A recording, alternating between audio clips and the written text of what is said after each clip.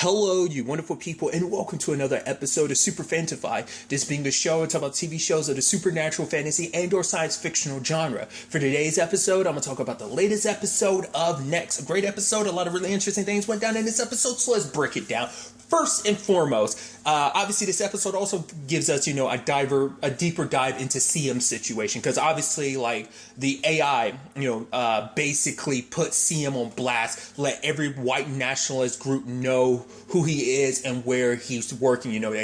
He's a traitor because basically there was a place called Rock Ridge. It had a whole bunch of like white nationalists, and like basically an FBI raid led to like 3 people dying. Apparently one of them was a pregnant lady, and so he was the one that like ratted on them. So he's a traitor. So they're all there knowing like, hey, because obviously Ben and Gina learned like, okay, like our stuff has been put on blast before, but like this is the most extreme that's ever been. Like people knowing exactly where CM is, like they're outside waiting for him and everything. They're protesting and everything. But it gives us more insight into CM's situation because obviously anytime Gina gets a chance, she's jabbing at him because in her mind it's like, I'm working with a neo-Nazi, but then it's like, oh, you're this national hero, like you turn on the people you were a group with, and so the fact of the matter is, you did what you could, you got in trouble for hacking, so you got busted, so you took this as an opportunity to save your own ass. And basically he tells a story about like how he'd always go on these trips with his dad and his sister, but anytime like it was always something they looked forward to until like if they went somewhere with their dad, like if there was a black guy behind the counter, he turned them around, they'd eat leftovers, and if they complained they'd get beat. And Gina's like, oh, so you not getting a burger is why you're racist. Yeah. And he doesn't like CM doesn't fight her as much as he probably, because he's kind of like, you can think whatever you want of me. That story to me shows that like, sadly racism isn't like, it's taught, it's passed down, because if someone's racist, they'll pass down they'll beat that into you. So when that's your entire worldview, of course your worldview is going to be a little skewed. So I don't know whether I think that's supposed to signify like it came, like I interpreted that as CM may not have been outright racist. He might have fought against it. It doesn't say anything about his sister. His sister might have been all about it. Maybe he wasn't. But it could be a thing where it's a situation where that basically his dad was about that life, that white nationalist life, that was his dad's thing. And, when that's your world, when you grew up in it, like you might not agree with it, but that's like your family's a part of that. Like it's hard for you to break away and escape from that. But so it's either he did that because he joined this group to stop them from doing stuff, because it might have been like his sister was mixed up in it, so maybe he was trying to get his sister out. Because obviously we also find out like he has an ex-wife named Hannah, and he has a son, I think it was his name Cody, and it's like she's like, yeah, you turn on your people. He's like, cut out with that your people crap. So I don't think he was all about that white nationalist stuff. I don't think he had like a change of mind. It's actually interesting because it's actually wasn't the character's name Kurt? I'm blanking on the actor's name. He's the actor that's in season 3 of Ozark. He plays Wendy's brother. Like that's his character for like, he was kind of a white nationalist, but then he kind of left the group and stuff like that. I'm wondering, is it kind of a similar thing in that regard, or like I was saying earlier, was he never a part of it? He just did that for his own there's definitely more to the story that Gina's just assuming like the worst, but I think there's a lot more to see him than she thinks. Even to the point, like, Shay comes over, she's like, do you want me to talk to her? He's like, you're the boss. But he's like, no, me and her were cool. He's not trying to make a big stink out of it, So there's that side of things. At the same time, those FBI agents rolling up to get Abby, even I was like, oh, the FBI. And he said, well, it's hard to tell whether those badges are real or not. I was like, is this I wasn't sure. I was like, I'm getting nervous. I was like, is this going to be? It turns out they're really FBI agents. Oh, okay. That's the thing, though, because she was like, you guys don't look like FBI agents. I guess because they weren't clean cut and shaven, I guess. I don't know. But I guess it's because of the unit they're a part of, or maybe they're like an outsourced unit, whatever. But it turned out to be the case, and Abby's like, oh my God, Dad, you scared the shit out of me. But for him, it's like, I need you to stay here. Because I didn't even talk about the fact is that obviously they had to clean the scene to make it so that they weren't there, Because even, and I think this was an interesting moment too when Shay's like, because he's like, why do you have to kill him? why did it have to kill him? And she's like, I'm sorry, I'm so sorry, your friend. He's like, no, what? He's like, no, I'm trying to understand why. What did he find out that it needed to kill him? And you kind of see that look in her eyes, like, oh, you're not even sad that your friend died, which he is, but obviously it's like, I can't do anything for Richard, but I can stop this thing. So that's kind of the top priority of like, what did he know that this thing had to kill him over? And so when it was all said and done, though, they got out of there before Ted's people got there, because they were like, oh, who's that? We don't know. Side note, that actress, I said like the last thing I saw her in was Supernatural. She was like a Prince of Hell. I already forgot. I remembered that there was something else I'd seen her in more recently. I was like, oh, I know her from that too. I want to say, because I was watching my nieces watch, I think because I was watching my nieces watch Raising Dion, I think that's where I recognized her from, because I think she was like the boss at that place in Raising Dion. I think that's the most recent thing I've seen her. I think so. It's been a while since I saw Raising Dion, so I might be confusing actors, but I'm pretty sure that was her, wasn't it? I think so. Oh, my mind is terrible. My memory's terrible.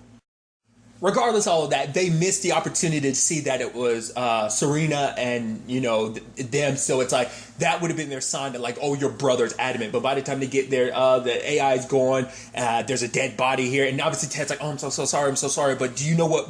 Like, he's like, oh yeah, sorry. Like, he's trying to act so concerned, but more so than anything, he's concerned about the shit ton of money they invested in this project, and they have no idea where it is. They don't know the ins and outs of what went down. And once again, you're hunting down a rogue AI that's done a lot of shady stuff. But I'm sure in Ted's mind, it doesn't care, and that shows you where his priorities are. We made that clear in the previous episodes, kind of where his priority is with this whole situation, because his niece called him up like, oh, Dad's acting weird. You could be like, honestly, there's some realness to it. It's like, no, you used her as an opportunity, like, oh, where did your dad say he was going? Oh, really? Oh, just, if your dad calls you, call me. It's like, obviously, like I said, letting you know where his priorities are throughout this whole situation.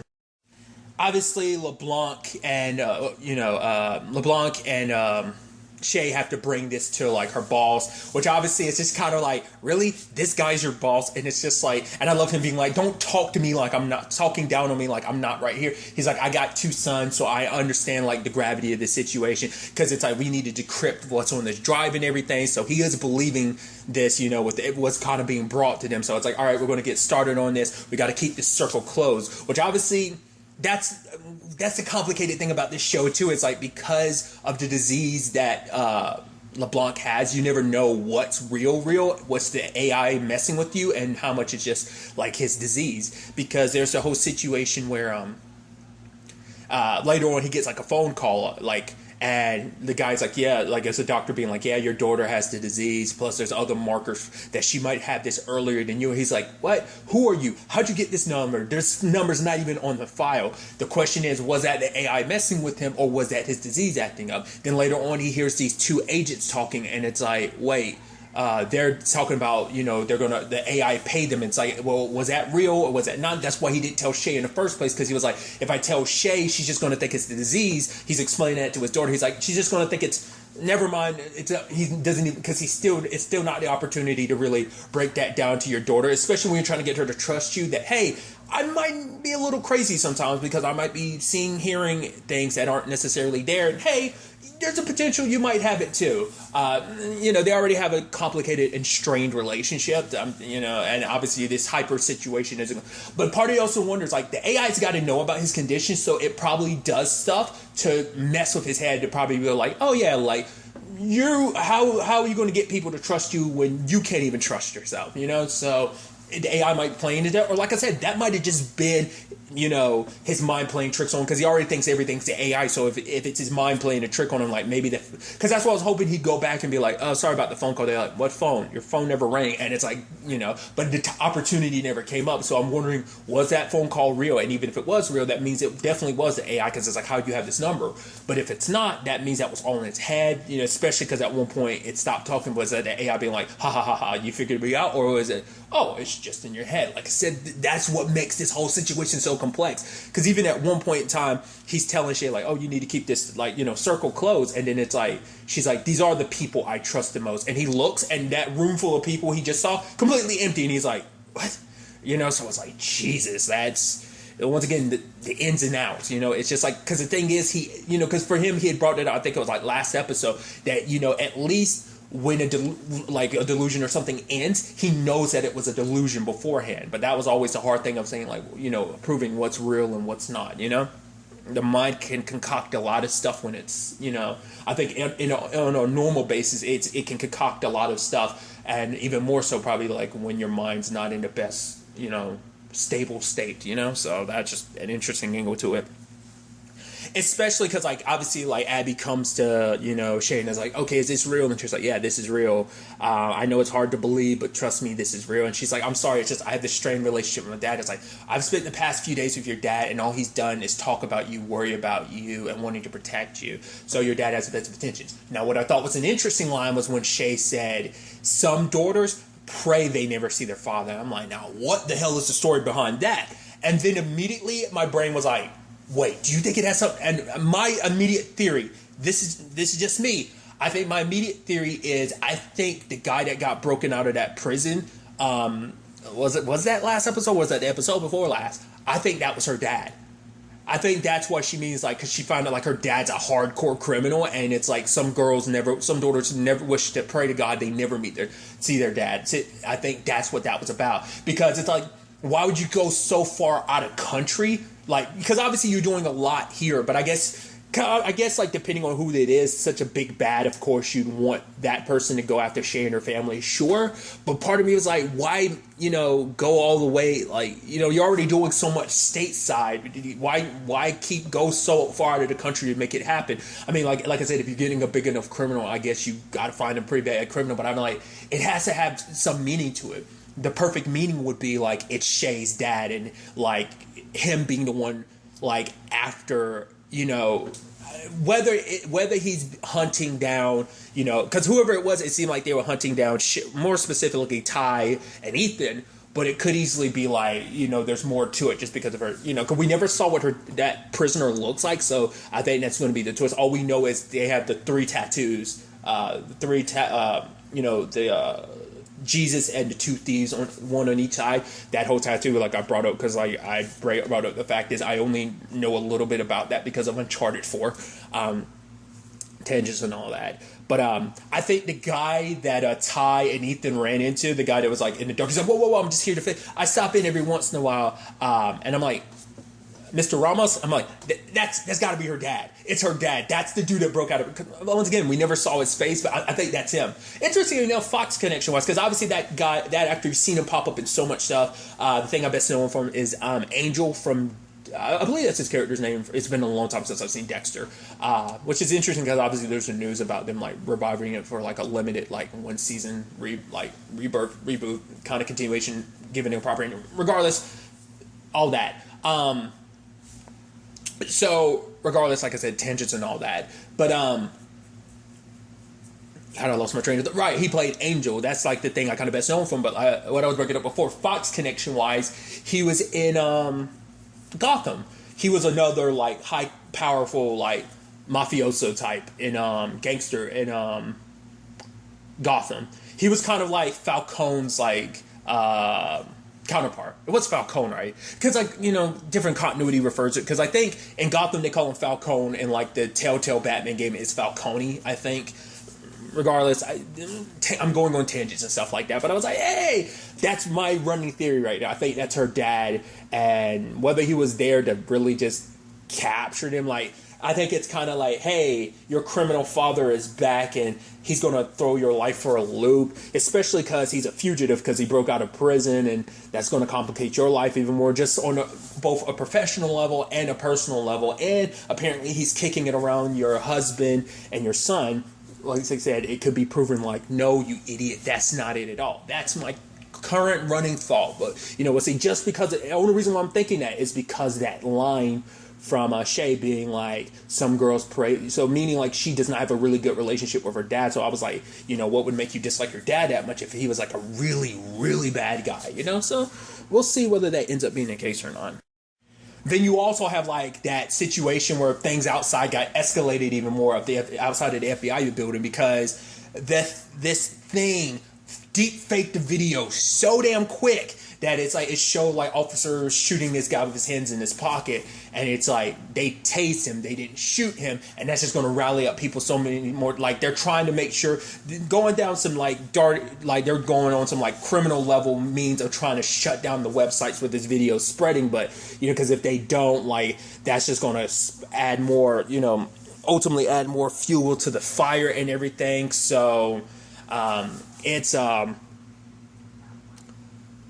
complicated, situation that keeps escalating. Obviously, they're banging at the doors, and eventually, at one point, they end up breaking in. And obviously, they got to divert because initially, it's like, okay, higher ups are saying we need to get off this floor. With Shay's like, no, we need to stay on this floor so we can decrypt this drive. But then the power goes out. Her and Ben go check the thing, and obviously Ben makes reference to like a Twilight Zone episode about like aliens invading, but this whole town ends up turning on each other because they stop trusting each other. It's like, oh, you're an alien, and it's like, oh, aliens don't even need to invade when we're going to tear each other apart in ourselves. And it's like, obviously it's an interesting metaphor for the current predicament they're in, because it's like, yeah, we do have a lot of technology for them to hack, but he was like, it's not just the technology it can hack, this thing can hack us, because it can hack us in the sense that like it can come at us on a personal level. It doesn't need to just hack technology. It can use people against us. I mean, look at that crowd of people out there that want Siam's head. It's like how it was able to kind of use people's feelings and emotions against him. Like that. So I thought that was fascinating in the long run. But I'm curious, because obviously the generator wasn't working, but it's like that probably had to be a human situation. Because obviously there are two quote-unquote rogue FBI agents. Do we know that for sure? Once again, was that all on Blanc's head? We don't know. But obviously, like, they're so preoccupied with that, then all of a sudden, like, people are, like I said, the white nationalist people outside are just busting in, they're climbing up. One dude in particular, we've been following his story the entire episode since the beginning. Like, he ended up killing his wife, his father-in-law, because I guess for him he had nothing to live for, because she was like, I know you're down, honey, but he shoots his father-in-law, and it's like, oh, this can't be good. And it's like, it's meant to lead him directly to CM. So I don't know whether it's like, whether he just believes in the cause that much, or whether it sounds like, because part of me was wondering, like, was he connected to one of the, he could have easily been connected to one of the three people that died at Rock Ridge, so it could have something to do with that. But obviously the moment they turn back, CM's like, what? The drive's going, like, so that means someone at some point took it. I'm assuming, because LeBlanc told his daughter, like, you wait here, I'm assuming he went to snatch it before anyone else could, like, get to it. And then it's like, but then, like, the guy goes, hey, see him, like, and like he has bomb strapped to him, and he blows up calling him a traitor. Their boss ends up jumping on top of him. Someone's like trying to mitigate the situation, but I can only chalk that up to being like, that's probably why they get in trouble later on, because the higher authorities that signed off on this, it's just her word and her team's, because like there's probably few people on the outside who knew, because they wanted to keep this very low key. So her boss probably never signed off like to any higher ups about what's going on. So that's why it's just their words, like Shay's words in particular, because like her boss dies without really being there to tell the higher ups like what's really going on. So it's kind of her word, and no one official to back up her word. So it kind of explains how because I think that was at the beginning of episode 2 or 3 that they showed that, like, fast forward. I think it was episode 2 where they showed you like her answering questions about this AI and LeBlanc and everything. So I am so curious to see where all of this ends up taking us going forward into the next episode. But really, that's all I want to talk about. So the next time we meet, be happy, be safe, live life to the fullest, and enjoy it. Good day and goodbye.